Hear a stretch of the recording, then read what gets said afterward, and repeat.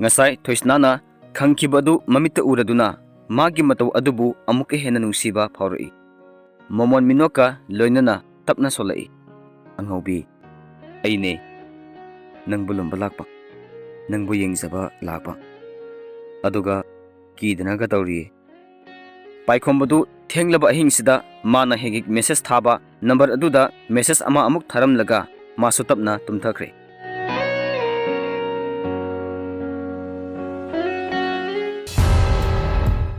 nongma nini hausinkre bikidu thoisnabu khambalakpana masadu mikup amata leitapam khanglaktre aduna mahak afafata wakal amata khanthaba ngamlaktre magi hauzik khalliba wakal haibabu upai ama natraga upai amana thoisnabu magi manakta hanagum puslakpa asini numit adugi numidangda liliga bikiga hanagum phonda wari sanarami lili yamna nungsina kaurei daton haune kai haige nungsibi wa ama haibiura as adugibu sat hairo taningbana lore bai daton ai pregnant oire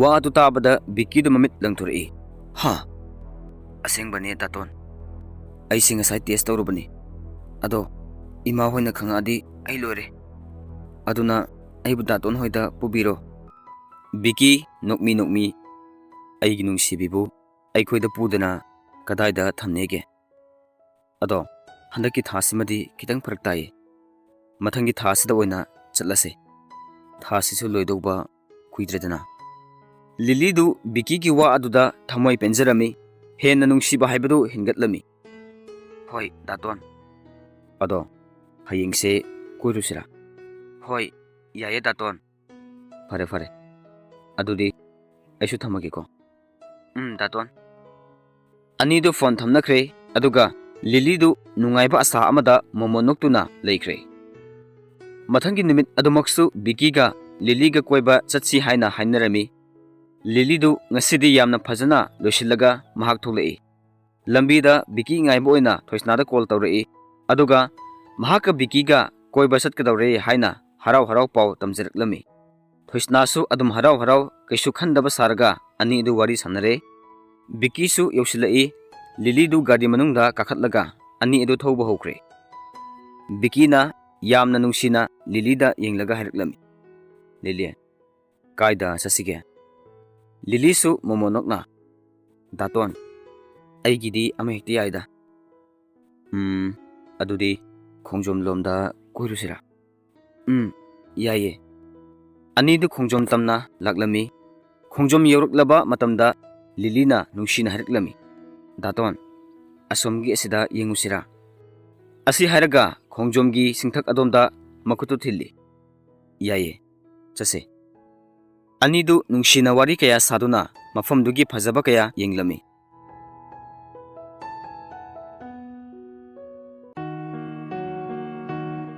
somda paikombodu ngasi masadu lehau khajik tawre aduna masangamdre haiduna school gi room adudagi sukhen hik hendoktre sum phamlambadagi masado sum henjilakpadagi mahak tapna hagutuna ngamda thoklai mahak khamliba gari adugi manakta lakpa phawba masadu nungaimandabana hairang turang tawna lai paikhombana adumna satkibadu thoisnana lapna yinglakpada ure thoisnadu changsilaktuna hanglai dabung kaidorage isase khara nungaitre aduna ai halake magi masadu khara sole madu ubada thoisnadu nungaitana hanglai yaradra dabung ai yaura paikhombodu madu tabada mamit adu thoisnada haifet yenglai adubu mahak ngasidi asumna kuina leiba ngamdre karimata khumdabi garida satkakre aduga makoigi school adugi pion aduna gari adu start tawraga thoba hokre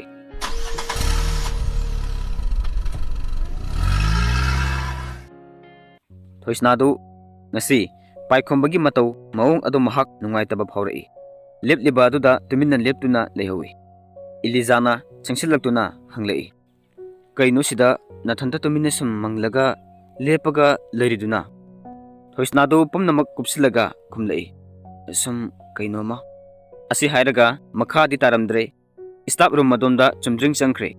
Eliza sutapna adum inakre. Pion adu anakpada leiba clinic amada haiphet yenghalaga hidak sing adu pizeraga mayum phawba tilakle. Masana masangamde haibaduda mamanganbina question chenjaduna masabu phajana pothahale. Paikhambadu mamit usilaga tapna tumthanaba hotnarai. Adubu haujik hidak charaga masado kitang pharaklaba matam sidadi ngasai thoisnana mangonda hairakiba mayam adu amamam ta oina mathang ningsinglai. Masa nungai tabagi China maraktuda paikhambadu kitang noglai. Aduga mahak mamit chena usilaga pothakre.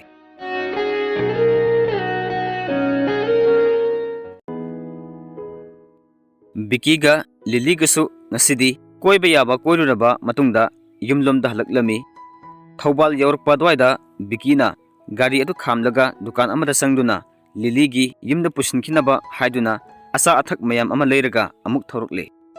Gari adu sum thorukpana Thawbal okram mapa yausilakpa dwaida makoina tongliba kar aduda asomgi lerak macha amadagi thawdorukpa gari truck amana Lilina tongliba side adomda sapukanna thomjilai.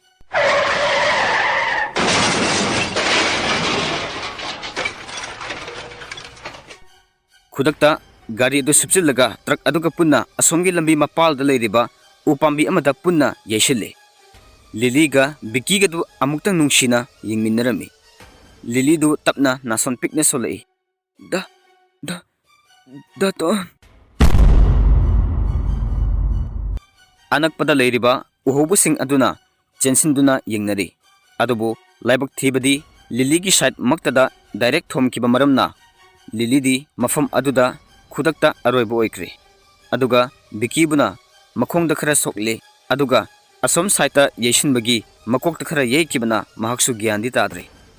Khudakta animaktubu hospitalda pukhatkre. Accident thokpagi pau ase mathang sum yongnarakpana Liligi imungda pau adusu yawrare. Liligi mama adu masa leitre haibasi tabada khanghodana kwanthare. Liligi mapatom chawdu makok paiduna leimaida phamthare. Magi nupigi mataw adubu yengadra machagi bu khangadra mahak angawba amugum tumina phamduna machi lengdana leiri. Leikai miyamna mama sodebu ising khara thabibadagi gyan khara makhaidi lakle. Sodedu masabu kauduna kappa horuklami. Matomta poksabi machani kena mona yuksabini. Nimit thagum yingjaribini. Thamoi kairaba mamaga mapagadu machabu kaujaduna thamoi sokna kapsari. Pau asimak thoisnagi nakongsu yawrai. Yamna pakhatna mamaga mapaga puraga Lili hoitamna yawrai. Thoisna ubada mama sode adu makutna leibakta suduna kaplamba adu hawgatuna thoisnada konsilaga kaplaklami. Thoisnasu mataw adu yengba ngamdre. Adugi sum mathakta thoisnana yamna luna tawjaba Lilini. Asumna kutakta mangkiba asida karibu hairugani. Aduki matik thamoi sukjarabani. Kappanatana leiriba mayam asi upay amata leitre. Imung adugi mataw aduda leiriba Leikaigi miyam adusu kapnadaba amata yawnadre. Somda hospitalda Biki dudi kaya kanna soktaba maramna ngayhak treatment piraba matungda gyan lakli.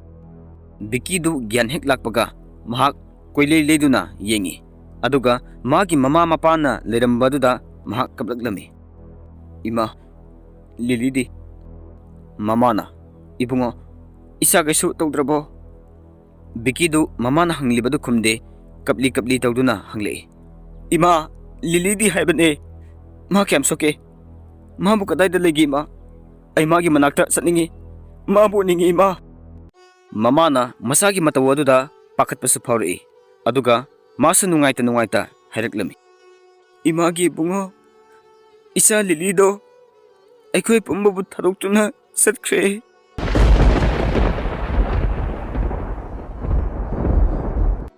Asi hairaga mama adusu mapi sinthare.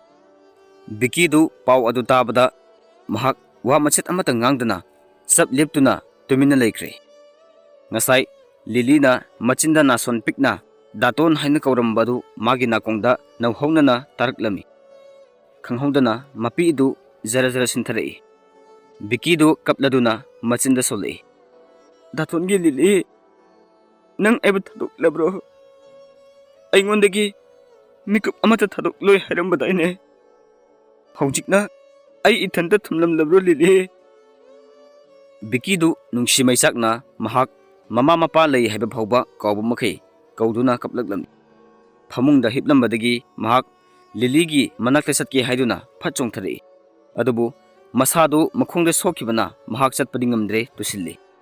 Hospital gi floor aduda upsilaga sit situna mahak kaplaga satkitawi masagi mataw aduda mama mapadu thamoi sokna kaplami doctor na phajana bed to the hifalaga atay singdu loinamak mapalda thokonkhre mayam du loinamak thokraba matungda bikidu bed to the hipna kaplamba adu chapleple aduga mapi pumba tekhoktuna magi phone adu kanadanoma call tawrei phone du hek pakhatlakpaga sauna nganglei Noida ina, ay sogal kanu hairaga.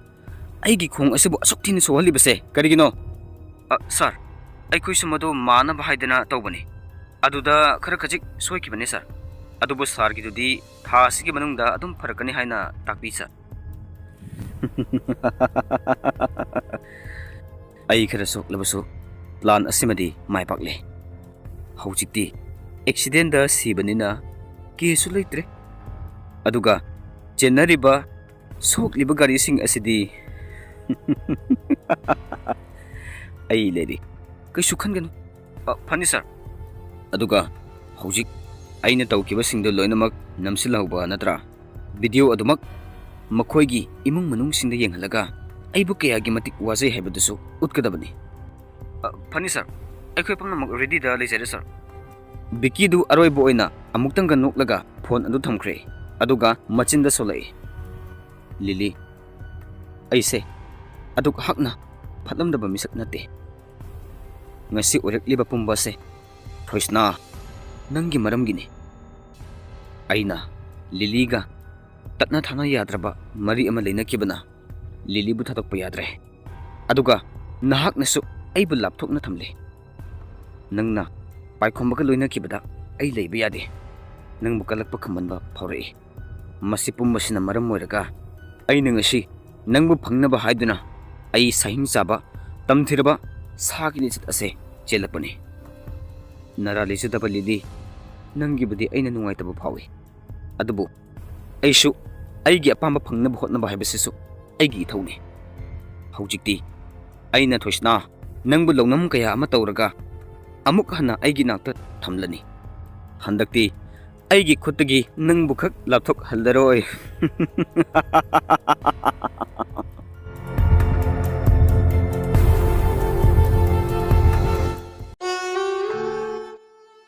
Lilidu hospital dagi asib hakchang andu putharakli mama sodidu macha putharakpa aduda chensinduna masagi thawa yaudrab hakchang andubu konsillaga kapsari imagi bema imabu kana yengduna leyu haibano Imagidi Ichana numit tayeng bugom yengjari Isana sumna imabu taduktunan sarkibasidadi Imadi leibangamdre imagi lili Imabu kari oyu haibano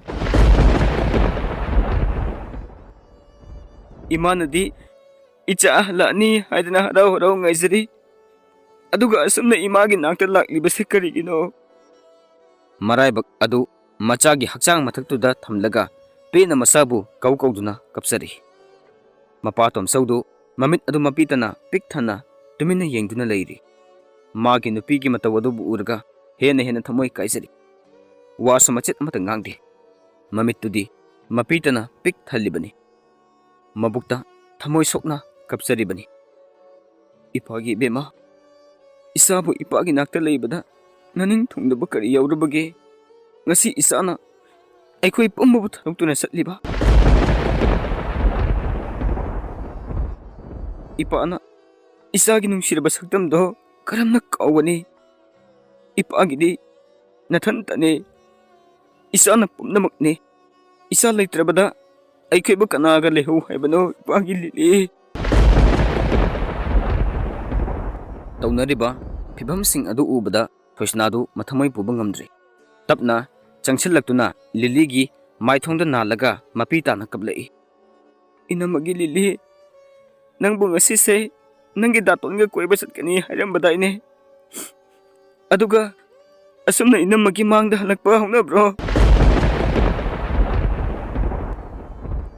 Inamagi awa nungai kanada lirugani.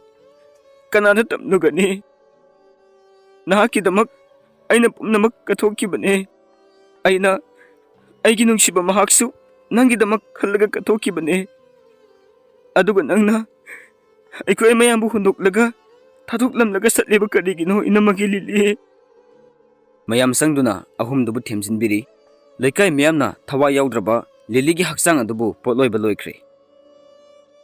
Numitudagi liligi imungdu hanagum harau tayambagi maithongdu uba phangkidre. Tat haiba bikisu magi tat kaya adu tawshinnaduna miyam mangda dumak soiba accident sakre.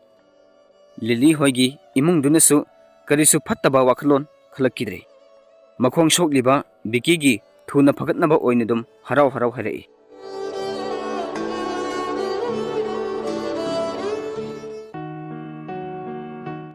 Paikhombasu pau adu khara khara ditai adubu mahaksu thoina hakchinna kanaga chatpadano kamdongnano haibadumadi mahak hangdudre. Adubu masu thoisnana karma manungda school lepa mayam adu mahakna loinamak manage tawrami. Matam kharadi thoisnana wakhal nungai tabana lili hoiramda leikibaduda paikhomadu hanagum thoisnabu yengbadi lakidre. Wakhal nungai tre haiduna thokraba thodoksin adu sum khanjinduna leithokpadi yaba nate. Aduna thoisnadu haujikti hanagum school chatnaba loisinba loiraga lambida thoklaklami. Thoisnasi nongmunongmagi sum phaja thoklakle setliba makai ipakta paksabani tawthorakpa khuding ichuda sunabani. Magi fazabaduda ngaunaba nupa kaya amasu leiribani. Mahakna lakadaba lambida ngaiduna adum leibasu yaunaribani. Thoisnana magi hanagi gari ngaifam aduda leplaga gari ngaizari. Tanjaduda nupa masa anikak laklaga thoisnagi manakta changsilaktuna laknarei. Nupa mana yamna karemnana. Leisabi kana ngairino. Aikhoi itause ngairamiro. Thoisnadu mamitu haifetang paina yenglei adubu mahak karimata khumde. Nupaduna makhatana. School chatoi natro laodana ai thinbiramake. Nangna aise khangdabagi wani. Aidi nangbu phajana khangin he. Asi hairaga nupa anidu yengnaraga nuglei. Khumdabiga tawiko yampongi ko koibige lobige haibigi wani kaino. Adune aikhoi itawda leiradi naraibakto phadoijatniko sat yajaho he.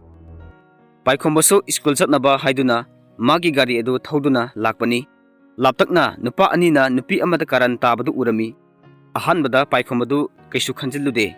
Adubu khara naksilaklabadadi thoisna oirambaduda thoriba gari adu matai amada lesilaga khamlaga ngahak sum tumina yengli mabukta khali.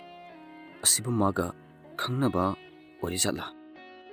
Thoisnadu nupa anidugi mataw adu sumhainaraktre gari adu su pak hek laktre mapa chanadabanara kaino. Kanararoi khaladuna thoisnadu hutle thuklaga mamanglomda chumjeng satkre. Nupa anidusu adum laklami. Haisu haibani thoisna. Aise nangbu nungsijarakpadi kuirabani. Aduda tanja ama hek isa sadadana phungdokpase sukam hek ngamde. Adu ngasidi phungdoklage. Nangnabu yabirabadi ngasi hekta satkhasine.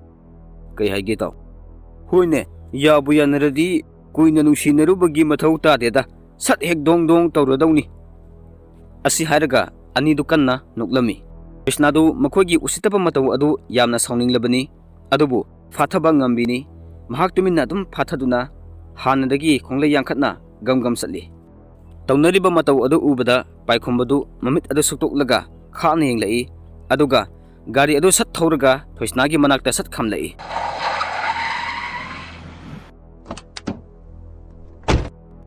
Thoisnadu paikhomba oibaduda kitang nokcharai. Adubu nupa anidudi paikhombada munna yenglaga lei. Paikhombasu nupa aniduda munna amuktang yenglamlaga thoisnada onsilaga hairei. Likla ngaihak ngairamu yadro kakhalo. Asi hairaga garigi thong adu hangdorei. Thoisnadu nokphet tawraga tapna kakhalai. Adu ubada nupa amana hairei. O ngasaidagi aikoina thinbige kaina haibadana yadabi ꯂꯦꯝꯕꯤ ꯀ ꯁꯥꯔꯤꯁꯤꯗꯤ ꯑꯩꯈꯣꯏꯕꯨ ꯃꯇꯝ ꯃꯥꯡꯍꯟꯕꯒꯤ ꯋꯥꯅꯤꯅꯦ ꯑꯩꯈꯣꯏꯕꯨ ꯎꯁꯤꯠꯇꯕꯅꯦꯕ ꯄꯥꯏꯈꯣꯝꯕꯗꯨ ꯒꯥꯔꯤꯒꯤ ꯊꯣꯡ ꯑꯗꯨ ꯊꯤꯡꯖꯤꯟꯒꯦ ꯇꯧꯔꯝꯕꯅꯤ ꯑꯗꯨꯕꯨ ꯃꯍꯥꯛꯅ ꯊꯃꯣꯏꯗ ꯂꯣꯟꯅ ꯆꯦꯠꯅ ꯂꯥꯠꯆꯔꯤꯕꯤ ꯑꯃꯗ ꯑꯁꯨꯝꯅ ꯀꯥꯔꯟ ꯇꯥꯔꯛꯄ ꯑꯁꯤꯗꯗꯤ ꯃꯍꯥꯛ ꯂꯩꯕ ꯌꯥꯗ꯭ꯔꯦ ꯑꯗꯨꯅ ꯋꯥ ꯑꯃꯇ ꯉꯥꯡꯗꯦ ꯁꯠ ꯆꯪꯁꯤꯟꯒꯦ ꯇꯧꯕꯒ ꯊꯣꯏꯁꯅꯥꯅ ꯄꯥꯏꯈꯣꯝꯕꯒꯤ ꯃꯈꯨꯠ ꯈꯨꯗꯥꯡꯗꯨꯗ ꯁꯠ ꯐꯥꯔꯛꯏ ꯄꯥꯏꯈꯣꯝꯕꯗꯨ ꯆꯠꯀꯦ ꯇꯧꯔꯝꯕ ꯑꯗꯨ ꯃꯃꯥꯏ ꯂꯤꯁꯤꯜꯂꯛꯇꯨꯅ ꯊꯣꯏꯁꯅꯥꯗ ꯌꯦꯡꯂꯛꯏ ꯊꯣꯏꯁꯅꯥꯅ ꯃꯉꯛ ꯍꯥꯏꯔꯗꯨꯅ ꯍꯥꯏꯔꯛꯏ ꯗꯥꯕꯨꯡ ꯃꯥꯟꯅꯔꯨꯅꯨ ꯂꯥꯛꯑꯣ ꯆꯠꯂꯁꯦ